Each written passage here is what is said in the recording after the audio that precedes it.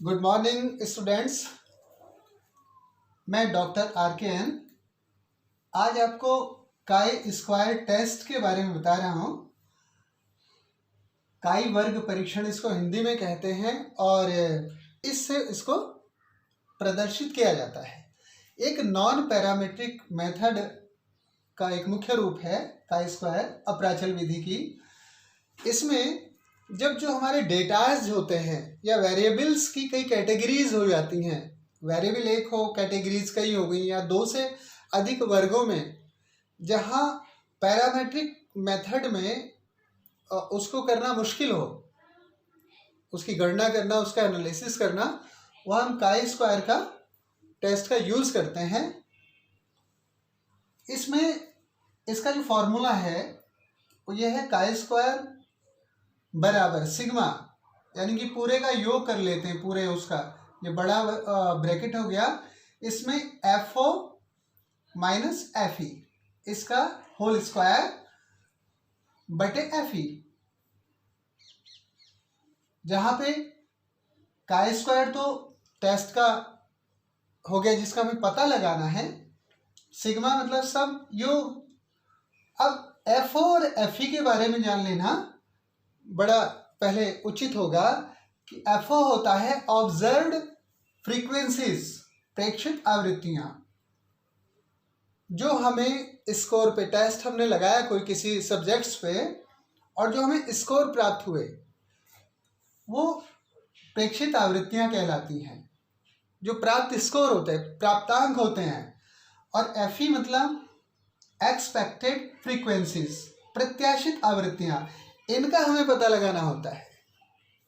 जब इनका पता लगाना होता है, इनकी गणना करनी होती है, और वो गणना 3 कंडीशंस होती हैं, इसकी 3 परिकल्पनाओं पे आधारित होता है ये, कि जैसी कंडीशंस होती है तो परिकल्पनाएं हम वहाँ पे यूज़ करते हैं।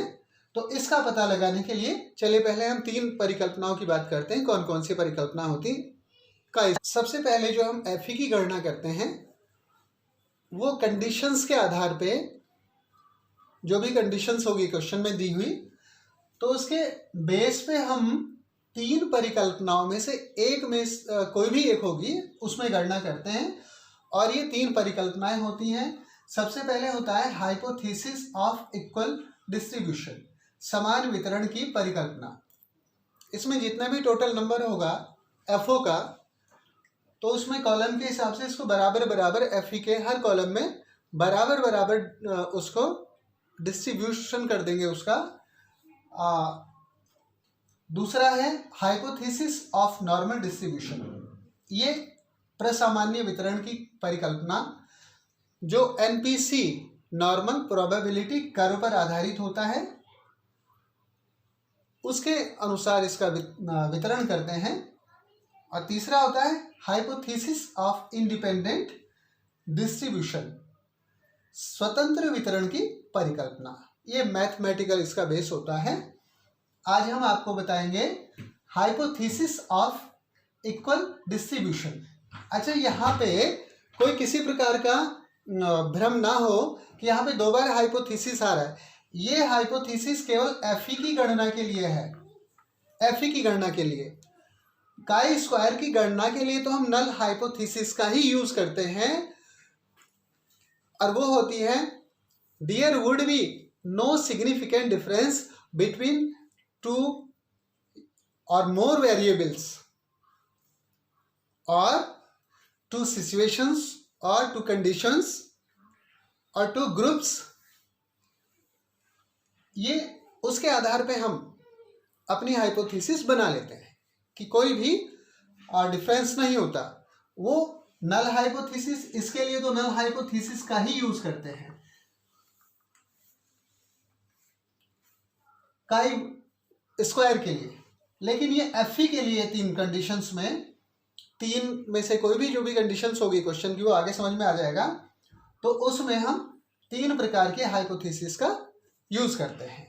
तो आज हम हाइपोथेसिस ऑफ इक्वल डिस्ट्रीब्यूशन पर एक क्वेश्चन, यहाँ पर हम हाइपोथेसिस ऑफ इक्वल डिस्ट्रीब्यूशन में निकाल रहे हैं, लेकिन इसकी शर्त एक ही होती है कि इसमें वेरिएबल एक ही होना चाहिए। उसके कई हिस्से हो सकते हैं, उसकी इंटेंसिटी हो सकती है, उसके प्रकार कई सारे हो सकते हैं, लेकिन वेरिएबल इसमें एक होता है।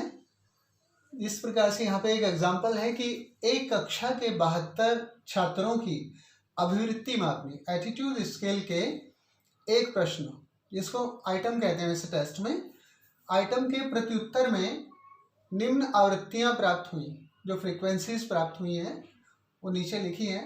तो काई स्क्वायर की समान वितरण के आधार पर गणना करके बताइए कि क्या उनके प्रत्युत्तरों में सार्थक अंतर है। अब यहाँ पे या तो उसमें दिया होगा क्वेश्चन में, या हम फिर अपनी तरफ से निश्चित करेंगे कि हमने जो लेवल ऑफ सिग्निफिकेंस है, सार्थकता स्तर है, वो 0.05 पे रखना है या 0.01 पे रखना है। तो यहाँ पे हम 0.05 का सार्थकता स्तर हम यहाँ पे निश्चित कर लेते हैं। ये टेबल दे रखी है उन्होंने क्वेश्चन की कि 72 छात्र हैं, जिनमें से किसी आइटम जिस प्रश्न पर पद पर 24 छात्र सहमत हैं, 12 उदासीन हैं और 36 असहमत हैं। तो ये हमारे स्कोर हो गए, एफओ हो गए। ये हमारे क्या हो गए, एफओ। हमें क्या निकालने हैं, एफई। लेकिन यहाँ पे जो समान वितरण की परिकल्पना है उसका मतलब ये हो गया कि इसके 3 कॉलम हैं, 1 2 3। तो उसमें तो यही है कि तीनों कॉलम में बराबर बराबर एफई होगी, जो हमारा एक्सपेक्टेड फ्रीक्वेंसीज होंगी वो बराबर होंगी। तो हमारा टोटल कितना है, 72, और कॉलम कितने हैं, 3। तो इसमें हम क्या करेंगे, एफई निकालने के लिए जो फॉर्मूला लगाएंगे, F E equal to N number of columns C. तो हमारे एन कितना है, 72, कॉलम्स कितने हमारे, 3। तो ये 24 एफई आ जाएगा हमारा। अब जब एफई का पता लग गया तो हम इसकी टेबल बना लेंगे, और तब जो हमें यहाँ पे एफई प्राप्त हो गई थी तो उसके आधार पे हमने एक कॉलम बना लेते हैं, ये पूरी टेबल बना लेते हैं इसकी, जिसमें 2 रोज होती हैं और 3 कॉलम्स होते हैं। इस तरह से ये बना लेते हैं इसकी टेबल। और इसके बाद में जो नेक्स्ट स्टेप होता है हमारा, वो होता है एफओ माइनस एफई, इसका पता करना। तो सबसे पहले कॉलम में जो सहमत वाला था उसमें एफओ भी 24 है, एफई भी 24 है, तो यहाँ पे 0 आ जाएगा। यहाँ एफओ जो है वो 12 है और एफई 24, तो इसमें से ही घटाएंगे, लेकिन इसका जो मान आएगा ये माइनस में आएगा। इसमें एफओ 36 है असहमत वाले में और एफई 24 है, तो यहाँ पे 12 आ जाएगा। अब नेक्स्ट स्टेप में क्या करते हैं हम, एफ ओ माइनस एफई, इसका हम स्क्वायर कर लेते हैं। तो 0 का तो 0 ही रहेगा, इसका आएगा 144 और इसका भी आएगा 144। अब जो नेक्स्ट इसका जो स्टेप होगा वो ये होगा कि इसको जो हमारा F O minus F E पूरे ब्रैकेट का स्क्वायर आया है, इसको हम एफ ई से फिर डिवाइड कर देते हैं। तो इसमें एफ ई ये है, इससे डिवाइड करेंगे जो हमारा ये आया, तो 0 वाले का तो 0 ही आएगा मान, इसका 6 आएगा, हम 24 से इसको डिवाइड करेंगे तो 6 आएगा, ये भी 6 आएगा। अब इसका फॉर्मूला लगाएंगे हम, chi square equal to sigma, ये पूरा ये सिग्मा यानी कि जो ये आया है इसका सबका जोड़, तो ये क्या आया है, इसको पहले फार्मूले को लिख लेते हैं, एफ ई स्क्वायर अपॉन